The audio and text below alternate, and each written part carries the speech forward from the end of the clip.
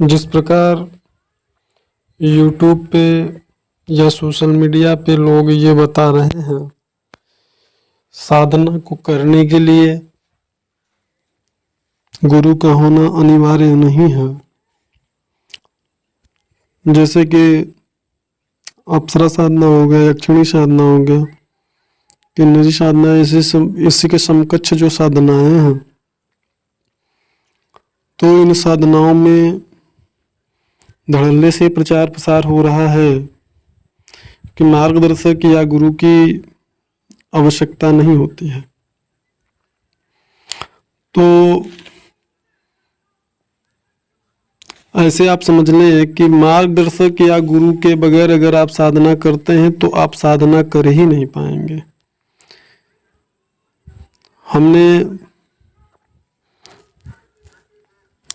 बहुत सारे ऐसे साधकों को देखा है जो कि साधना को शुरू में तो भाई बहुत ही जोश के साथ में, जुनून के साथ में करते हैं, और उनका ये रहता है प्रयास कि बस कैसे भी करके मुझे सफलता प्राप्त करना है, चाहे जो हो जाए।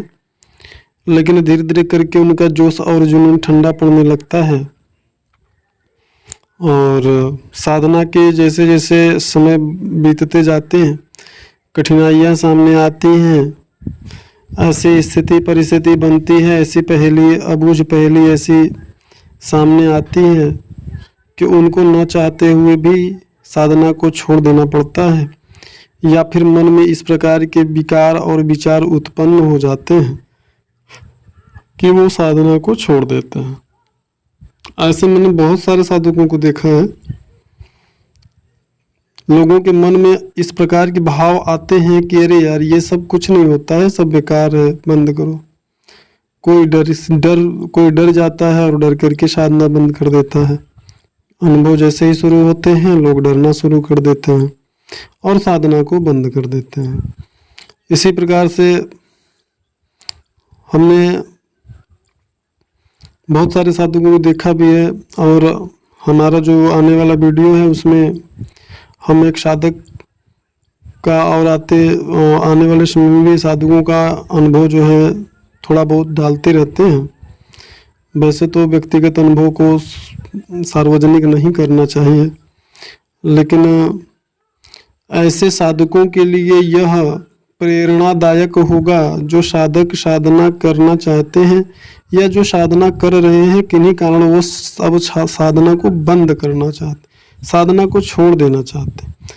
तो ऐसे लोगों के लिए आने वाले वीडियोज़ में हम अनुभव डालेंगे जो कि साधना काल के अनुभव होते हैं, सिद्धि के बाद के अनुभव नहीं है। सिद्धि के बाद के अनुभव को शेयर भी नहीं करना चाहिए कि आपकी शक्ति से क्या संवाद हुआ, उस दिव्य शक्ति ने आपको क्या निर्देश दिए, किस प्रकार से आपको आगे संयम का पालन करना होता है, इन सारी चीज़ों को शेयर नहीं करना चाहिए। हाँ, लेकिन साधना काल के अनुभव को आप शेयर कर सकते हैं, लेकिन सभी से नहीं, अपने मार्गदर्शक से। अब मार्गदर्शक पे निर्भर करता है कि उस अनुभव को वो कोई शेयर किसी को करे या ना करे, क्योंकि इस अनुभव से, साधना काल के अनुभव से लोगों में थोड़ा सा, जैसे कहते हैं ना, बैटरी डिस्चार्ज हो गई है तो फिर चार्ज होना ज़रूरी होता है। तो गुरु जो होता है वो एक साधक के लिए चार्ज करने का काम करता है। जब साधक हताश हो जाता है, निराश हो जाता है, तो उस क्षण में अगर गुरु का सहयोग नहीं रहता, सानिध्य नहीं रहता है, तो फिर उसे कोई साधना फिर वो छोड़ ही देता है।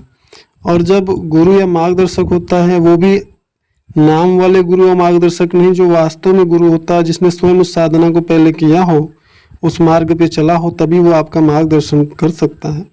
तो अगर ऐसे मार्गदर्शक या गुरु हैं आपके साथ में, तो आप अपनी कठिनाइयों को, समस्याओं को बताते हैं और वो आपको फिर उसका रास्ता बताते हैं और आपको नई ऊर्जा और एनर्जी से भर देते हैं। यह गुरु का बहुत ही बड़ा योगदान होता है एक साधक की सफलता में। साधना में बहुत सारी ऐसी परिस्थितियां आपके सामने आती हैं जिस परिस्थिति में आपको चुनना पड़ जाता है कि हमें साधना कर लें हम, या फिर अपनी इस समस्या के समाधान में लग जाएं। कभी कभी साधक साधना कर रहे होते हैं, घर में लड़ाई झगड़ा या आर्थिक स्थिति खराब हो जाना, इनकम का स्रोत है तो उसका रुक जाना, मंद पड़ जाना या बंद हो जाना, या किसी प्रकार की अन्य समस्याएं, घर में बीमारियां आना, किसी दूसरे से प्रति कोई समस्या हो जाना जिससे साधक की साधना खिन्न हो जाए। तो इस प्रकार की समस्याएं जब आती हैं तो साधक की साधना में जो उसका मन होता है, जो रुचि होता है, वो धीरे धीरे खत्म होने लगता है। और इतना आसान अगर होता साधना कर लेना, सिद्धि प्राप्त कर लेना, तो आज के समय में कोई दुनिया में परेशान नहीं होता, सभी अपना एक एक शक्ति को सिद्ध कर रखते हैं। तो अगर कोई ये कहता है कि नहीं गुरु या मार्गदर्शक बिल्कुल आवश्यक नहीं है, तो मैं इस बात को बिल्कुल नहीं मानता हूँ।